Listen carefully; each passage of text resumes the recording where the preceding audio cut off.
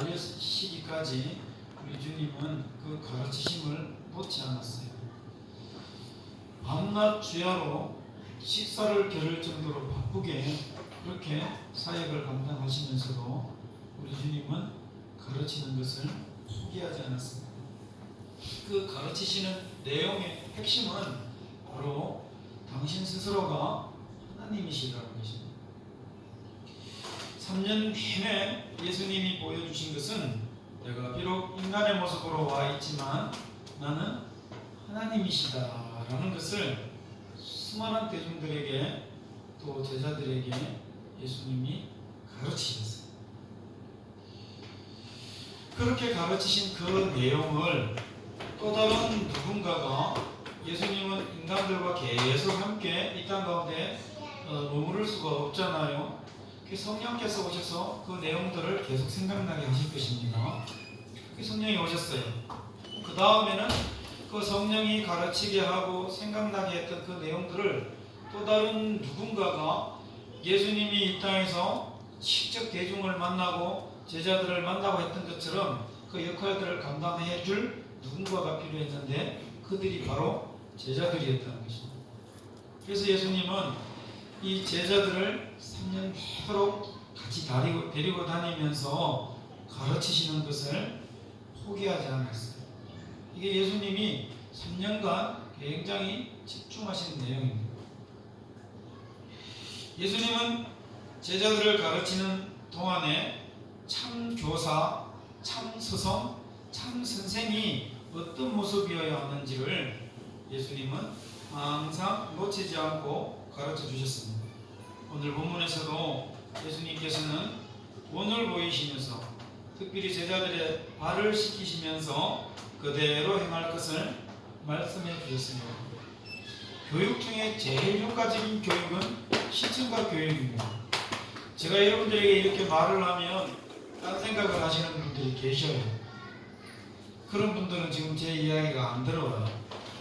그런데 자극적인 어떤 시각 교재나 또 어떤 소리에 또 평상시 데시벨이 다른 그런 소리를 통해서 이렇게 이야기를 하면 여러분들은 금방 집중해서 듣습니다.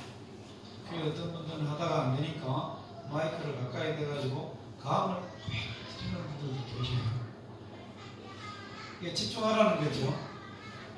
예수님이 가르치시다가 어떨 때는 어린아이도 데리고 가고, 그래 오늘은 이제 십자가를 지시기 전 마지막 밤이거든요. 이제 내일이면 예수님이 십자가를 지시고 이제 이 땅 가운데 사역을 거의 마무리를 하셔요. 물론 부활해서 약 40일간 또 머물고 계시지만 어쨌든 인간의 어떤 그런 모습으로 오셔서 살아생전에 마지막 밤에도 예수님은 제자들을 가르쳐야 되겠다라고 생각을 하시고 허리에 수건을 두르시고 직접 제자들의 발을 지금 씻기신 것입니다. 제자들의 발을 씻기시는 이 모습을 통해서 너희들이 봤지? 너희들도 나처럼 이렇게 행하면서 그렇게 살면 좋겠어 라고 예수님이 제자들을 가르치신 것입니다. 실천과 교제를 확실하게 사용해서 예수님이 보여주신 것입니다. 오늘날에 수많은 세상에도 선생님들이 계시고 또 교회 안에도 선생님이 계십니다. 오늘도 주일학교 보니까 우리 선생님들에게 선물도 준비해서 드리고 학생들과 예배하는 모습 얼마나 그렇게 아름다운지 몰라보겠습니다. 많은 교사들이 있지만 그러나 이 교사가 그냥 스스로가 내가 어떤 교사가 되어야 되겠다 보다는 어떤 기준을 하나 딱 세워놓고 또 모델을 세워놓고 따라가면 굉장히 쉽습니다. 그래서 우리는 이 세상에서 가장 모범된 교사, 온전한 교사가 누구냐? 바로 예수님이심을 부정할 수 없습니다. 예수님을 통해서 이 온전한 교사의 모습이 어떤 모습이 있어야 하는지를 우리는 배우게 된단 말이죠. 그래서 오늘은 예수님의 행적을 통해서, 예수님의 삶을 통해서, 예수님이 가르치신 내용들을 통해서 예수님께는 어떤 교사의 그런 자질과 우리에게 모델이 될 만한, 기준이 될 만한 그런 모습들이 예수님에게 있었는지 이것을 한번 살펴보려고 해요. 자, 먼저 예수님에게는 참 우리가 교사로서 오늘 그 삶과 가르치심과 모습 속에서 배울 것이 많은데, 그래서 기준으로 삼고 지금 배우고자 한다고 그랬는데, 이런 말씀 드려서 조금 죄송하지만 우리 예수님은 굉장히 편애하셨습니다. 어떻게 편애했느냐? 제자들에게만 굉장히 집중을 하셨어요. 사역 내내. 대중들에게 막 이렇게 말씀을 하셔요. 또 대중들을 향해서 막 기적도 베풀어 주십니다. 그러면서도 우리 예수님은 항상 그 대중들은 그렇게 보여주고 가르치고 한번 내뱉으면 끝이. 근데 가까이 따라다녔던 제자들은 예수님에 대해서 잘 알고 있었음에도 불구하고 항상 예수님의 가르침이 제대로 이해가 되지 않는 거예요. 예수님이 베푸신 기적이 제대로 그 뜻을 알 수가 없는 거예요. 그러니 제자들은 항상 뒤에 와서 예수님께 묻습니다. 예수님, 조금 전에 그 말씀 도대체 무슨 말씀이에요? 요건 제자만 할 수 있어요. 일반 대중들은 그냥 듣고 그냥 다 돌아가요. 오늘 좋았네. 그리고 다 돌아가 버립니다. 근데 참 제자들은, 예수님을 따라다녔던 제자들은 항상 예수님께 다시 와서 묻고 그 의미가 무엇인지, 또 그들이 가까이서 살아가다 보니까 조금 잘못된 것은 예수님이 바로바로 시정하고 고쳐주셨어요. 이런 모습들을 바라보니까 참 죄송스럽게도 예수님은 굉장히 제자들을 사랑하셨다라는 것을 알 수 있어요. 그 한마디로 다른 말로 하면 예수님은 제자들에게서 시선을 놓치지 아니하셨고 관심을 끄지 않았어요. 그렇습니다. 참 좋은 스승은 내가 가르치는 그 제자에게, 또 학생에게 시선을 떼지 않습니다.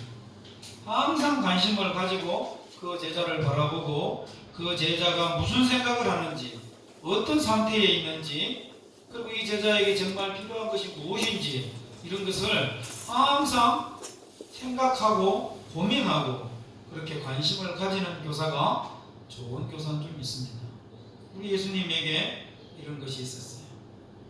두 번째로 예수님에게는 배워야 될 그런 교사상이 있는데, 그것이 무엇이냐? 예수님은 교사로서 무엇을 가르쳐야 할 것인가 라는 내용을 분명히 가지고 계셨고, 이것을 어떻게 가르칠 것인가 라는 방법을 예수님은 확실하게 가지고 있었어요. 그렇습니다. 좋은 교사는 내가 무엇을 가르쳐야 할 것인가 내용에 대해서 확실하게 깨닫고 있어야 돼요. 또 좋은 교사는 내가 어떻게 이 내용을 전달해 줄 것인가 방법에 대해서도 분명하게 가지고 있어야 됩니다. 나는 많은 지식을 가지고 있는데 그것을 풀어내지 못하고 효과적으로 전달해내지 못한다면 그것은 좋은 교사가 아닙니다. 좋은 내용을 가지고 있는 것을 좋은 방법을 통해서 어떻게 전달해 줄 것인가에 대해서 확실한 대안을 가지고 있어야 된다는 겁니다. 그러면서 전달해 줄 내용을 분명하게 가지고 있어야 돼요. 그럼 예수님에게 가지고 있었던 내용은 도대체 뭐냐? 예수님은 제가 서두에도 말씀드렸지만 이 땅에 오셔서 하나입니다. 나야, 내가 하나님이야.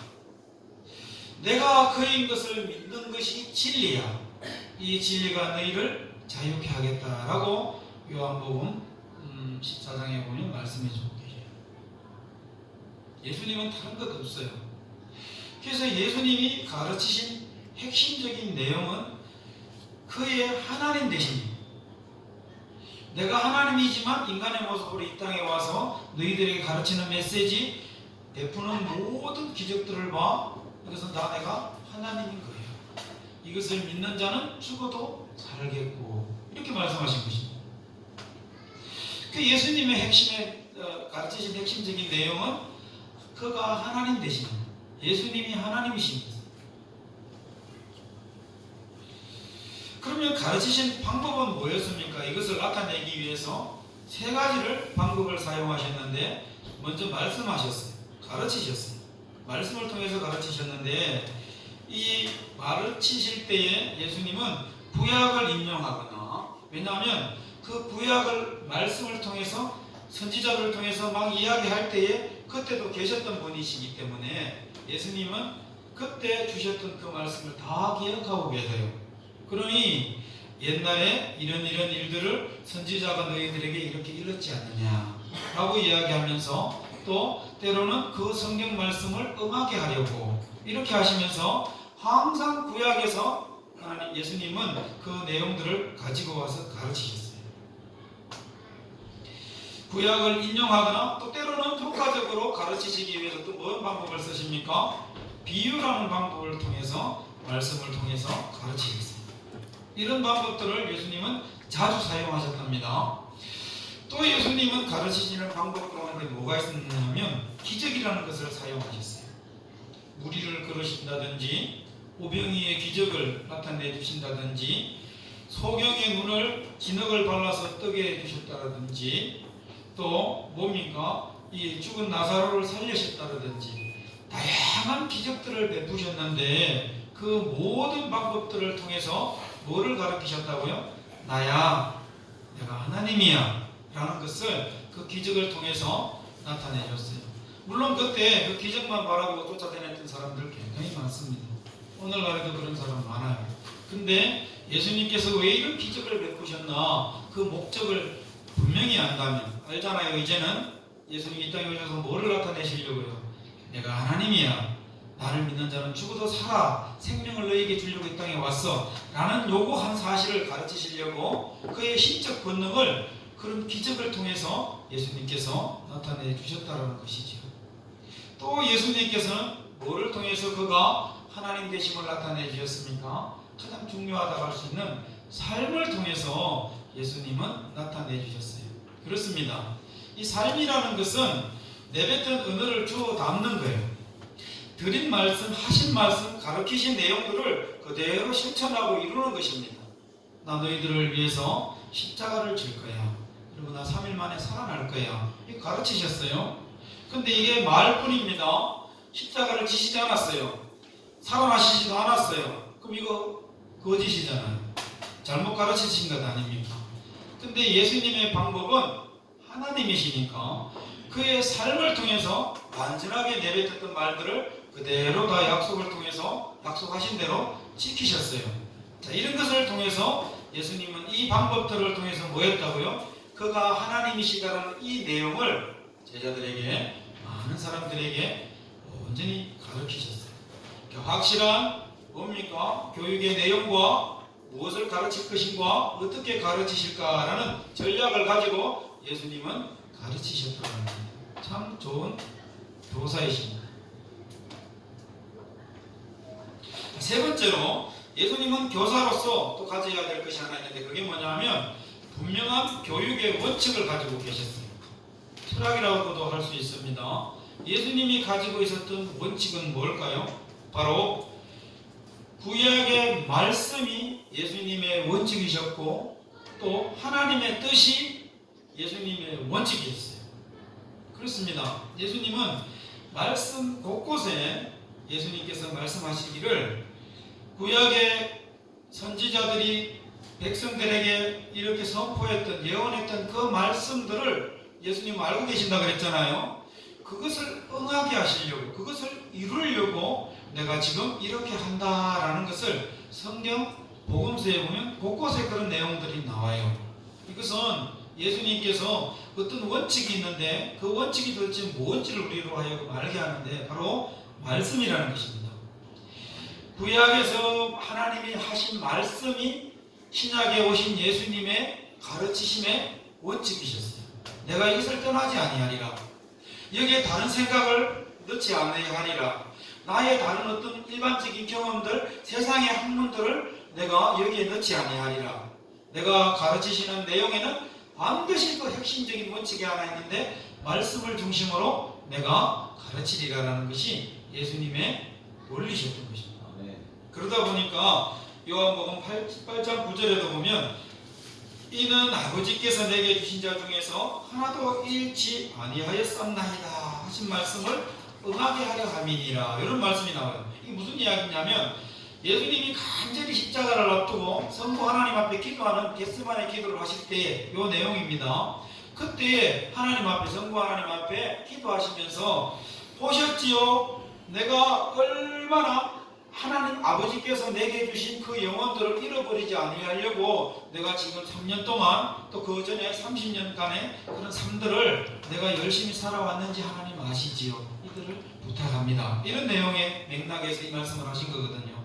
그런데 보니까 뭐라고요? 아버지의 말씀을 응하게 하려고, 아버지의 뜻을 응하게 하려고, 이런 내용들이 나와요. 철저하게 예수님은 항상 뭡니까? 말씀을 응하게 하려고 하는 그런 자세를 가지고 있었다는 것을 알 수 있습니다. 심지어는 십자가를 지시고 돌아가실 때에 그때 상황조차도 성경을 응하게 하려고 하는 내용들이 나와요. 이게 무슨 이야기냐면 요한복음 19장 36절 말씀에 이 일이 이룬 것은 그 뼈가 하나도 꺾이지 아니하리라 한 성경을 응하게 하려 함이라는 말씀이 나와요. 이것은 시편 34편 20절에 보면 다윗이 그 시를 쓰면서 메시아로 오신 그가 어떠한 죽음을 당할 것을 예고하면서 예언하면서 그런데 그는 뼈가 꺾이지 아니하고 라는 말씀이 나와요. 구약에서 그렇게 나의 종 다윗을 통해서 너희들에게 이야기했듯이 내가 지금 비록 십자가에 달려있지만 죽임을 당할 때 나는 뼈가 꺾이지 아니할 거야. 왜 그런 줄 아니? 구약 말씀에 그렇게 이미 선포되었기 때문에 난 그렇게 할 거야. 요거거든요. 근데 실제로 병사들이 와서 예수님을 십자가에 못 박고 좌우의 강도를 못 받고 그렇게 해서 죽였습니다. 못을 박았습니다. 근데 못 박은 그날이 뭐냐 하면 금요일이에요. 그 다음 날은 안식일입니다. 그러면 안식일에는 부정한 일들을 하면 안 돼요. 시체를 만지거나 치울 수도 없어요. 그래서 이 군인들의 생각에 이 사람들이 금요일날 달린 사람들이 예수님을 비롯해서 두 강도가 빨리 죽어서 그날 금요일날 다 시체를 처리하고 싶은 거예요. 그래서 와서 병사들이 와서 보니까 예수님은 이미 돌아가셨어요. 운명하셨어요. 근데 두 강도는 아직 살아있어요. 십자가 이게 바로 죽지 않거든요. 시간 허리가 막 끊어지도록 아프면서 그 버티고 있는 겁니다. 그러다 이제 늘어지지요. 그래도 죽지 않아요. 그래서 예수님은 참으로 옆구리를 찔러서 물과 피를 다 뺐어요. 죽은 걸 확인하는 작업이에요. 그리고 이 두 강도는 어떻게 합니까? 뼈를 꺾습니다. 근데 이 상황을 묘사를 하면서 뭐라고요? 예수님은 죽음조차도 죽는 그 순간조차도 구약의 말씀들을 뭐하게 하려고요? 선포되었던 말씀대로 예수님이 내가 이렇게 죽음을 맞이해 죽어 라는 것을 응하게 하려고 이루시려고 예수님이 그렇게 죽으셨다는 것을 우리에게 성경은 말씀해 주고 있어요. 무엇을 말합니까? 예수님은 가르치심의 원칙이 하나 있었는데 교사로서 구약 말씀을 떠나지 않았다는 겁니다. 말씀대로 예수님은 그 기준을 삼아서 예수님은 가르치셨다는 것을 알 수 있어요. 또 예수님이 교육의 원칙 두 번째가 있는데 그건 뭐냐? 바로 하나님의 뜻을 철저하게 이루려고 했어요. 본인의 생각대로 하지 않으려고 했습니다. 본인의 의사대로, 본인의 경험대로 그 사역을 감당하려고 안 했어요. 요한복음 17장 4절에 보면 이런 말씀이 나와요. 이때 기도하실 때인데 아버지께서 내게 하라고 주신 일을 내가 이루어 이렇게 이야기하십니다. 그러니까 예수님이 지금 열심히 이룬 일들, 성취한 일들, 또 성취하려고 노력했던 모든 일들은 누구의 뜻이라고요? 아버지께서 내게 하라고 하신 일들이다라고 이렇게 고백해요. 그러니까 본인 스스로가 나는 이렇게 할 거야, 나는 이런 계획이 있어 이게 아니라 성부 하나님이 하라고 하신 일을 철저하게 하려고 하는 그 원칙이 예수님에게 있었다고요. 뿐만 아닙니다. 17장 8절에 보면 나는 아버지께서 내게 주신 말씀들을 그들에게 주었사오며 이렇게 이야기하십니다. 하나님이 내게 주신 말씀들을 내가 제자들에게 주었다는 겁니다. 가르쳤다는 겁니다. 이게 예수님의 가르치신 원리예요. 여러분들도 다 지금 교사의 위치에 있는 분들도 계시고 또 앞으로 교사가 될 분도 계실 겁니다. 주일학교 교사든 세상의 교사든 특별히 주일학교 교사는 내 생각, 내 경험을 전달하고 그것을 가르쳐주는 것이 아니라 철저하게 원칙이 있어야 되는데, 예수님처럼 아버지의 뜻, 아버지가 내게 하라고 하신 일, 아버지가 내게 주라고 하신 내용, 요 내용들을 내 제자들에게, 또 아버지의 그걸 가르치라고 하셨던 내게 맡겨준 양들에게 그것을 가르쳐야 된다는 것입니다. 그게 철저하게 예수님께서 운영하신 원리라는 것을 우리는 잊지 말아야 할 것입니다. 자, 그러면 이럴 때에 뭡니까?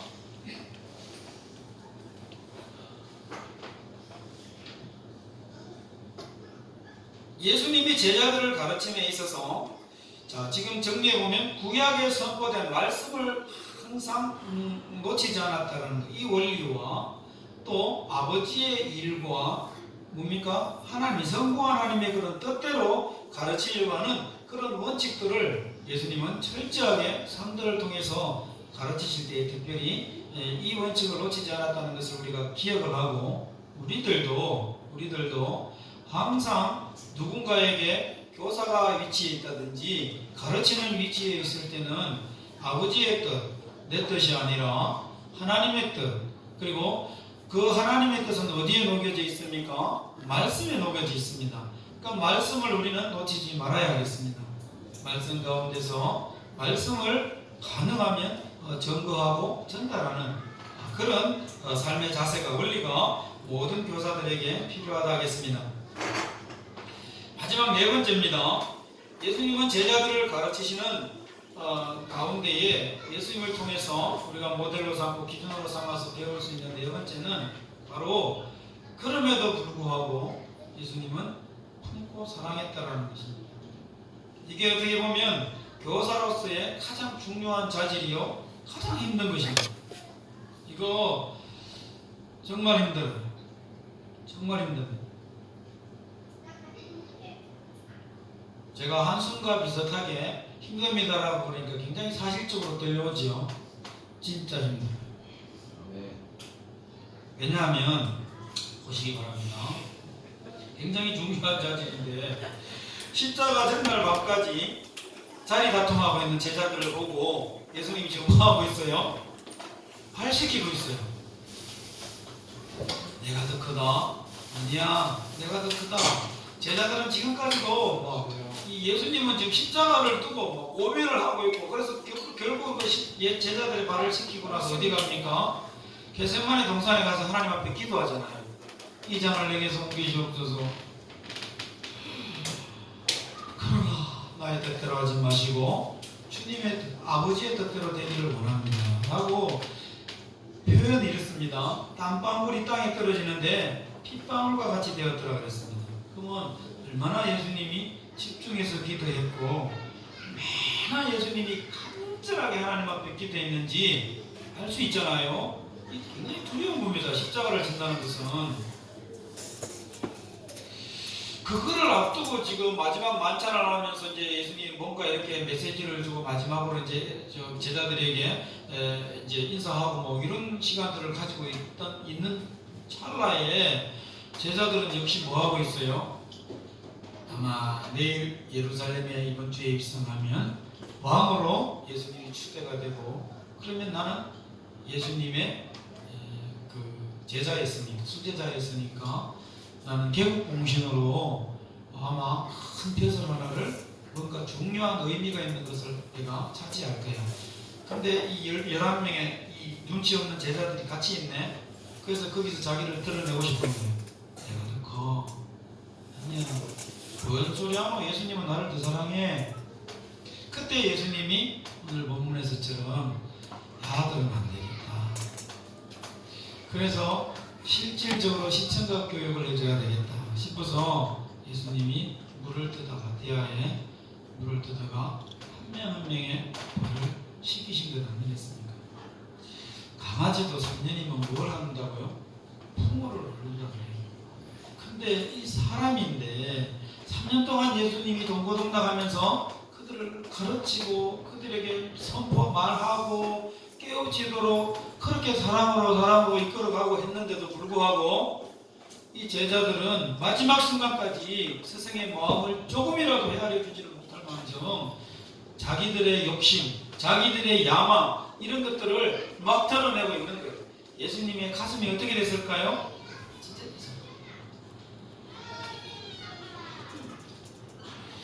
제자들 해도 너무했습니다.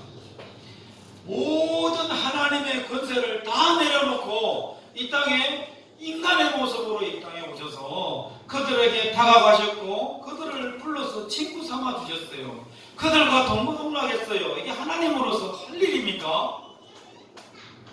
그런데도 제자들은 그 하나님의 마음을 헤아리지를 못했어요. 마지막 순간까지도 자기들은 뭐라고요?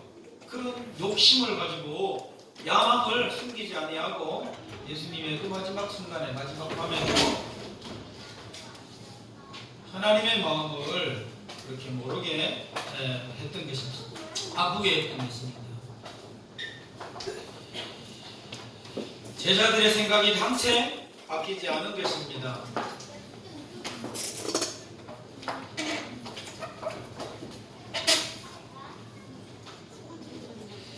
십자가는 내일 져야 하지요.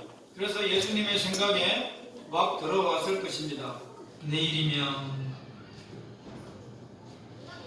십자가를 져야 되는데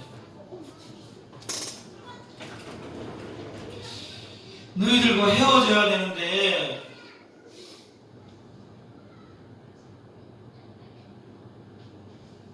근데 너희들의 모습은 이게 뭐냐? 예수님은 작정을 하시고 섬김이 도대체 무엇인지 큰 자가 섬긴다고 말씀하셨는데 그것을 실제로 이들에게 보여줘야 되겠다 싶어서 그 높으신 하나님이 천하디 천한 사람들을 특별히 제자들을 3년간 가르쳤음에도 불구하고 예수님의 마음과 그 뜻을 헤아리지 못하고 가르치지 못한 우둔한 제자들의 발을 시키셨던 것입니다.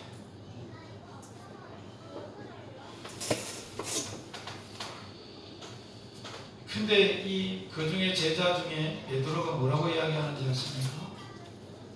나는 목욕을 해서 깨끗해요. 씻을 필요가 없어요. 예수님이 뭐라고 이야기합니까? 내가 씻겨주면 이 발을 씻지 아니하면 너희가 나와 상관이 없다. 그리고 베드로가 또 뭐라 그럽니까? 그러면 다 씻겨주세요 이럽니다. 온몸을 씻겨주세요. 그래 예수님과 연관이 있죠. 그래 그때까지만 해도 베드로는 뭐 생각하고 있어요? 야망. 난 더 큰 자가 되기를 원해. 다른 제자들보다 난 특별해. 근데 예수님이 뭐라 그럽니까? 이미 씻은 자들은 좀만 씻으면 되지 다 씻을 필요 없어. 예수님이 이렇게 이야기합니다.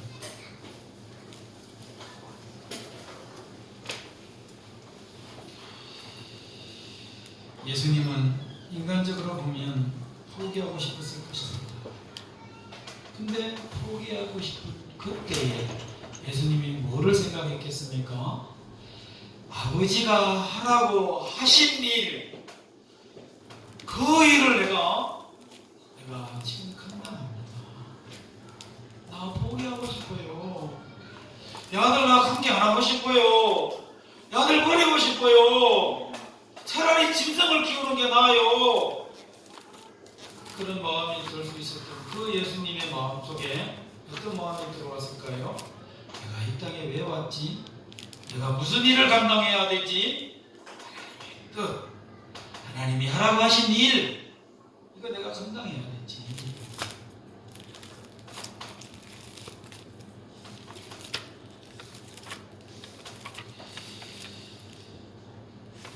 우리는 할 수 없는 일을 할 수 있을 때가 있어요. 그게 언제인지 아십니까? 하나님이 마음 주시면 할 수 있습니다. 하나님이 마음 주시면 예전에 없던 용기가 생겨요. 하나님이 용기 주시면, 하나님이 마음을 주시면 예전에 할 수 없었던 말들을 하게 됩니다. 하나님의 마음 주시면 예전에 보일 수 없었던 그런 태도와 자세, 그런 삶이 바뀌어요. 하나님의 마음을 달라고 기도하시길 바랍니다. 저의 요즘에 찬양이, 기도와 찬양이 뭔지 아십니까? 주님 마음 내게 주소서 아버지, 주님 마음 내게 주소서, 나를 향하신 주님의 뜻이 나를 통하여 이루어지도록 주님 마음 내게 주소서. 우리의 생각으로, 우리의 재성이 묻어있는 우리의 속성 이 자체로는, 이 배경으로는 우리는 사랑할 수 없어요. 품을 수 없습니다. 근데 하나님의 마음이 내게 들어오면 우리는 할 수 있어요. 버리고 싶어요. 내팽개치고 싶어요. 나 이제 모르겠어요. 책임 안 지고 싶어요. 지금까지 내가 공들인 것이 얼마인데 저 모습이 왜 모습입니까? 예수님 그러고 싶었을 거예요, 인간적으로는. 근데 예수님 그러지 않았어요. 왜냐하면 그분 스스로가 하나님이시기도 했고 이 땅에 왜 왔고 뭘 해야 되는지를 분명히 알고 있었기 때문에 예수님은 주님의 마음, 하나님의 마음을 알고 계셨고 가지고 계셨기 때문에 그들을 포기하지 않았습니다. 그래서 사랑했던 것입니다. 주님의 마음은 다른 것 아닙니다. 사랑입니다. 사랑. 사랑하면, 사랑할 수 있으면 끝난 겁니다. 그거는.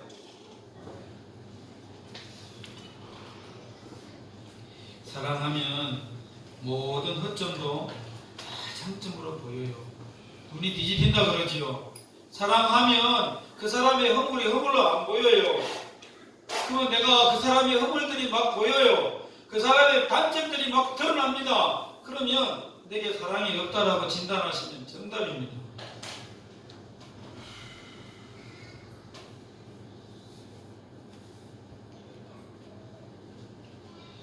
유다와 베드로가 동일하게 하나님 앞에, 예수님 앞에 죄를 지었습니다. 근데 그거를 예수님이 예언했어요. 유다가 나를 팔 것에 대해서, 베드로가 다 울기 전에 세 번 나를 부인할 것을 예언을 하셨어요. 그 말은 예수님은 유다의 생각도 아셨고 베드로의 생각도 마음도 다 깨뚫고 계셨다는 겁니다. 자, 그런데 유다는 조금 기다리지 못했어요. 어떻게 됩니까? 팩 나가서 지가 죽어버렸습니다. 만약에 유다가 살아있었다면 예수님이 베드로를 찾아가셨던 것처럼 유다 안 찾아가셨겠습니까? 예수님은 베드로를 세 번 부인한 베드로를 찾아가셨어요. 어떻게 보면 유다보다도 베드로가 더 나쁜 사람이에요. 근데 유다는 지레짐작으로, 자기 판단으로 자기가 나와서 팩 죽어버렸습니다. 만약에 살아있었다면 유다에게도 예수님은 찾아가셨을 것입니다. 베드로는 아직 살아있습니다. 고향으로 돌아왔어요. 그를 예수님이 찾아갔습니다. 찾아가서 예수님이 모신 것이 뭡니까? 너 왜 나 세 번 부인했냐? 베드로의 죄입니까? 베드로의 부끄러움을 받습니까? 그렇지 않습니다. 그랬다면 그런 말씀 대화 나누지도 않았고요. 안 했을 거예요. 예수님은 베드로의 죄를 보신 것이 아니라 베드로가 예수님을 사랑하는 마음이 있는지 없는지를 보셨어요. 그래서 세 번 물었잖아요. 이거 나를 사랑하느냐? 그 말은 예수님은 지금 베드로가 나에게 죄를 짓고 굉장히 부끄러운 상황이지만 나 그거 보지 않겠다는 겁니다. 뭐 보겠다는 겁니까? 나 사랑하느냐? 나 그거 확인하고 그거 보겠다는 겁니다. 그렇습니다. 모든 사람에게는 장점이 있고 단점이 있고 좋은 사람이 있고 좋은 마음이 있고 나쁜 마음이 있어요. 좋은 마음 또 장점 이런 것만 보시기를 바랍니다. 동일한 사람을 보고 그 사람을 보면 어떤 사람은 이 사람은 이것이 단점인데 어떤 사람에게 그것이 장점이 될 수 있어요. 또 어떤 사람에게 이것이 단점인데 그 사람에게는 장점이 될 수 있습니다. 그래서 장점, 단점을 봐가지고 단점을 보면 우리는 그 사람 사랑할 수가 없어요. 절대 불가능합니다. 예수님이 찾아오셔서 베드로의 단점, 베드로의 죄를 볼 것이 아니라 네가 나를 사랑하는 마음이 있느냐라는 것을 보셨어요. 우리도 살아가면서 사람을 관계할 때에 자녀들이든 남편이든 아내든 친척이든 어느 누구든 이웃이든 우리는 누군가를 볼 때에 관계할 때에 그 사람의 장점을 보시길 바랍니다. 10가지 단점이 있고 1가지 장점이 있어요. 그래도 여러분들 뭐 봐야 된다고요? 장점을 보시기 바랍니다. 그러면 품을 수 있고 사랑할 수 있습니다.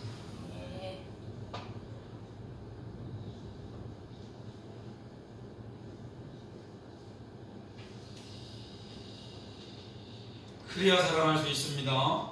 예수님이 참 스승이시다라는 증거는 그럼에도 불구하고 우리 예수님은 장점을 보셨습니다. 사랑해 주셨다는 것입니다. 이 사랑의 마음은 창조하실 때부터 가지고 계셨던 마음이고 오늘날 이 순간 지금까지도 우리 한 사람 한 사람을 예수님은 사랑하고 계십니다. 주님의 마음 다른 것 아니라 그랬습니다. 예수님을 사랑하는 마음입니다. 그 마음을 가지시고 어떻게 하라고요? 우리가 교사된 우리가 앞으로 교사된 우리가 어떤 마음으로요? 사랑하는 마음. 그럼에도 불구하고 사랑할 수 있는 마음. 그 마음은 장점을 볼 때 가능하다 그랬습니다. 우리의 허물과 재성을 예수님은 알고 계십니다. 우리의 모든 허물과 그런 부끄러움을 알고 계시지만 우리 주님은 우리를 그런 허물과 그런 죄성을 보신 것이 아니라 우리를 뭘 봤어요? 우리 가운데 작지만 부족하지만 믿음을 보셨습니다. 그리고 그 믿음을 어떻게 한다고요? 의롭다고 우리 주님이 칭해 주십니다. 이게 우리는 할 수 없는데 우리 주님은 가능해요. 우리 주님이 우리를 나 한 사람 한 사람을 100가지 허물이 있고 100가지 죄가 있다 할지라도 그 한 가지 너 믿음 있냐? 너 나 사랑하냐? 라는 그거 한 가지를 보고 용서해 주시고 예수님의 양을 애들에게 맡겼던 것처럼 너 구원해 줄게. 너에게 생명 줄게. 이러시는 분이 바로 우리 예수님이십니다.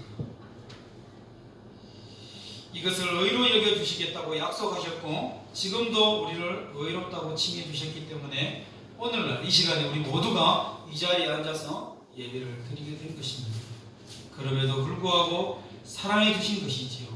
교사의 자질 중에 마지막 4번째 가장 기본적이고도 중요한 자질이라 그랬습니다. 사랑하시기를 바랍니다. 사랑하지 않고는 온전한 교사 될 수가 없습니다. 말씀을 정리합니다.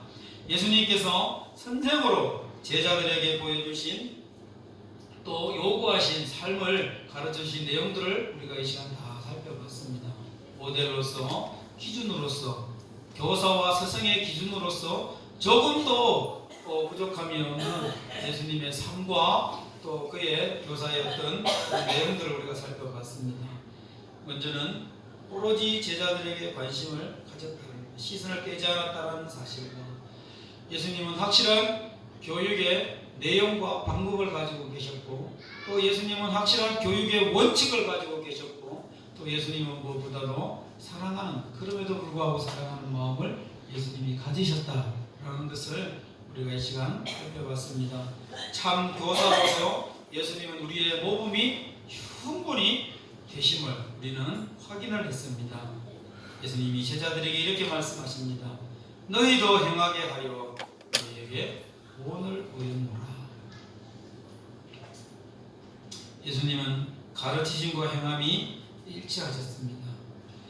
오늘 이 자리에 있는 우리 교사된 분들 또 앞으로 교사될 분들 또 사실은 우리가 예수님을 먼저 믿었기 때문에 뒤에 믿게 될 수많은 사람들에게 우리는 교사의 모습이어야 하고 그 자질을 갖추어야 하거든요.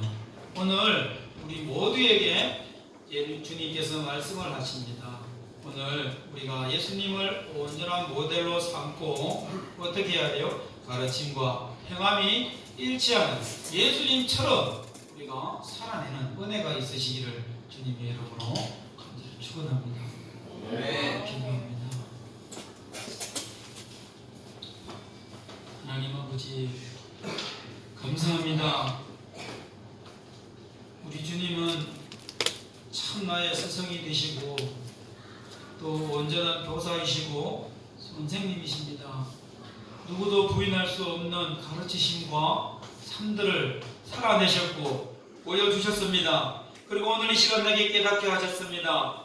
하나님, 예수님을 따라 나도 교사로서 부름을 받았다면, 또 앞으로 교사로 부름을 받게 된다면, 또 아니면 내가 뒤에 믿게 될 수많은 성도들의 교사라면, 하나님 오늘 이 말씀을 잘 가슴에 간직하고 예수님을 기준으로 모델 삼아 하나님 온전한 교사의 모습, 교사의 가르침, 교사의 삶을 살아내는 우리 모두가 되도록 그 은혜 베풀어 주시옵소서.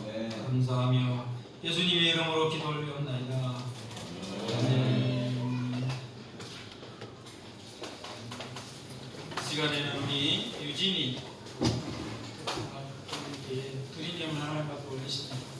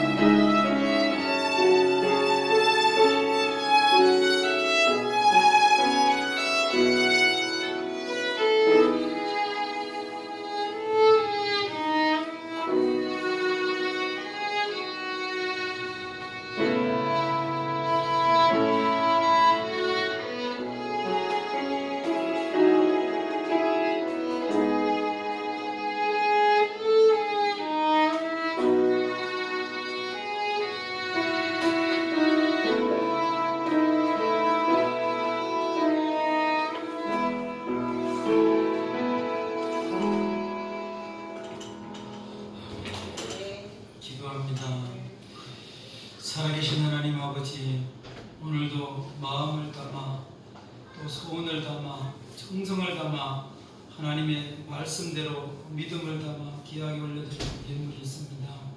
하나님은 아시는 줄 믿습니다. 형편을 따라 또 사정을 따라 간절함과 소원을 따라 가장 좋은 것으로 온전한 것으로 허락하여 주시고 더욱 감사함이 넘치도록 도와주시옵소서. 또 예물뿐만이 아니라 몸으로 시간으로 하나님 앞에 드려진 귀한 예물도 하나님은 알고 계시고 받으신 줄 믿사오니 동일한 역사 허락하여 주옵소서. 이 예물이 쓰여지는 곳에도 주의 영광만 드러나기를 원하였고 예수님의 이름으로 축복하며 기도 올리옵나이다. 아멘.